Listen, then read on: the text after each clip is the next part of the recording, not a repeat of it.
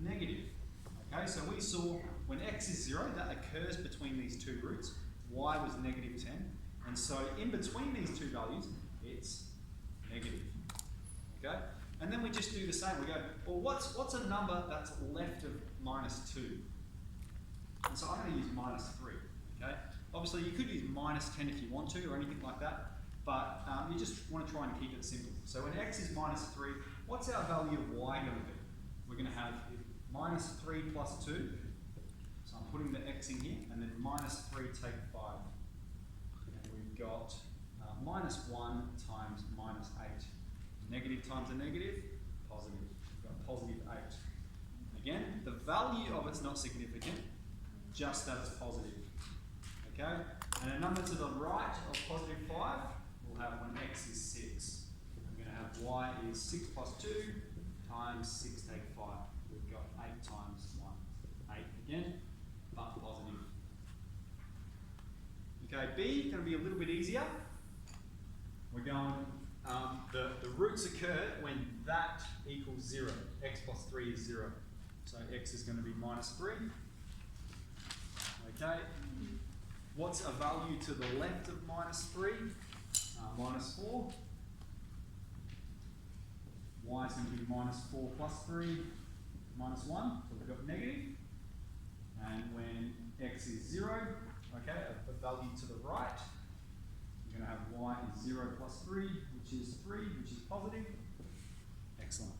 Okay, now let me make a connection here for you. This is y equals x plus 3. What kind of equation is this? Linear. It's a line. It's the equation of a line. Remember, y equals mx plus c. We have a y-intercept of 3, and we have slope. What's the slope? What's the value of n? It's 1. It's positive. And we know that if a line has positive slope, then it looks like this, doesn't it? That's going to be the equation line. It's going upwards. If it has negative slope, it's going downwards. So because we know that it's going upwards like that, that means it's going to come from the negative side and become positive. It means it's going to follow that pattern. So we will get to a space where we can look at that and know exactly what the sign diagram looks like, okay, without even having to graph it. Okay, you recognise that's the equation of a line. It's got positive slope, which means it's opening upwards. If it had negative slope, then it's going like that. Then we'd have the positive first and then the negative. Okay, move on. X take 3 and x plus 4. So remember when we're talking about reciprocal functions here, we need to consider both the roots and when it's undefined, when it doesn't exist, when the asymptotes occur. So when we had this, we described it as a function of a on b, and we said roots occur when a is 0, all right, when the numerator is 0, and it's undefined, or asymptotes occur when the denominator is 0. So we can look at this and we're going to go, we have a root at x is 3 and an asymptote at x is minus 4. Okay, what makes the top equal to 0? What makes the bottom equal to 0? Sketch that on our line. We've got minus 4 and 3. Now, I've seen people historically, they go, oh, there are our numbers we're dealing with, so I'll put 3 here and minus 4 here. Okay, don't do that. Because it's always a continuum, it's always a scale. We're moving from negative numbers to positive numbers. It's a mirror of the x-axis.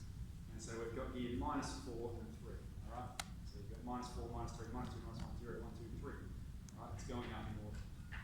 So there are important numbers. And then we just repeat this process. Now, excuse me, that's an asymptote, not a root.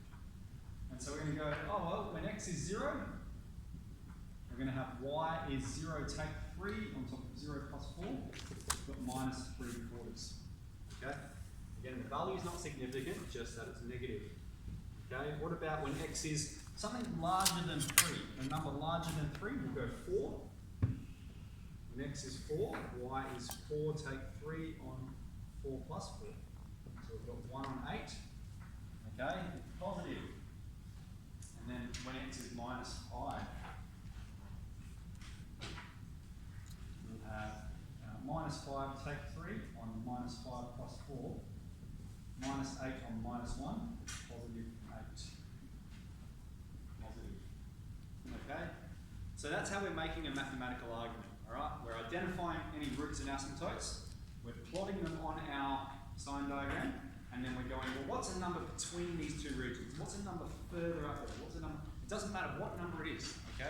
Just whether it's positive or negative in that circumstance. So that's enough to answer both question 2 and 3. I think this is all we're going to do today. If you do finish, you can have a look at F, okay? F's about using your calculator. It's a bit of an investigation.